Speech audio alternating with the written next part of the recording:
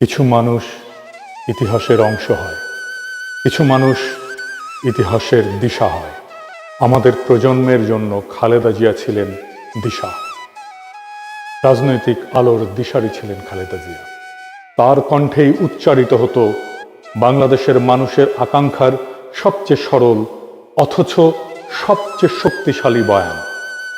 1991 সালের ঐতিহাসিক বিজয়ের আগে তার সর্বশেষ নির্বাচনী সভায় দেয়া তার একটা বক্তৃতা পরদিন দেশের প্রায় সব পত্রিকার শিরোনাম হয়েছিল, ওদের হাতে গোলামীর জিনজির, আমাদের হাতে স্বাধীনতার পতাকা। বাংলাদেশের কোনো রাজনৈতিক নেতা কখনো দেশের সম্মিলিত ভয় এবং স্বপ্নকে এত গভীরভাবে এত সহজে ভাষা দিতে পারেনি। আমাদের জাতির সবচেয়ে প্রাথমিক এবং সবচেয়ে প্রকট রাজনৈতিক শঙ্কা, ভারত আমাদের একদিন হয়তো মিথিক্যাল অখণ্ড ভারতের অংশ বানিয়ে ফেলবে। হয়তো তা হবে আক্ষরিক অর্থে অথবা রেটরিক্সে। শেখ হাসিনার শাসন আমলে আমরা এই আশঙ্কারই এক ড্রেস রিহার্সেল প্রত্যক্ষ করেছি। বিএনপি প্রধান রাজনৈতিক শক্তিই ছিল খালেদা জিয়ার পরিচ্ছন্ন রাজনৈতিক দৃষ্টি। এই প্রশ্নে তিনি ছিলেন পাহাড়ের মতো অটল, সময়ের ঝড়েও অবিচল। ইতিহাসে কিছু নেতা তাদের দলের চেয়েও বড় হয়ে যান, খালেদা জিয়া ছিলেন তেমনই একজন। তার দল কখনোই তার নেতৃত্বের যোগ্য ছিল না। ক্ষমতালোভী সিভিল মিলিটারি ব্যুরোক্রেসি আর অলিগার্কদের হাতে তার দল কলুষিত হয়েছে।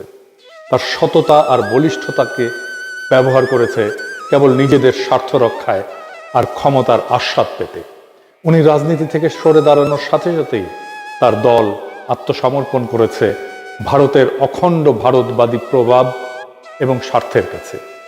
একসময় যার নাম শুনেই ভারত অস্বস্তিতে ভুগত, আজ তার পুত্রকেই দেশে ফিরতে দেখে তারাই আনন্দিত হয়, তার উপরেই ভরসা রাখে। তবু খালেদা জিয়া থাকবেন আমাদের রাজনৈতিক আকাশের ধ্রুবতারা হয়ে। আমরা আবারও তাকাবো তার দিকেই রাজনৈতিক পথ নির্দেশ পেতে। রাজনৈতিক দিক চেতনা হারালে আমরা আবারও স্মরণ করব এই মহাপ্রাণ, এই মহীয়সী নেতৃত্বের অটলতাকে। এই বিদায় অশ্রু দিয়ে নয়, এই বিদায় জানাতে হয় বুক ভরা গর্ব নিয়ে। আমরা আমাদের তারুণ্যের কমান্ডারকে বিদায় জানাই শ্রদ্ধায় আর গর্বে। অসীমের পথে আপনার অনন্ত যাত্রা শুভ হোক কমান্ডার।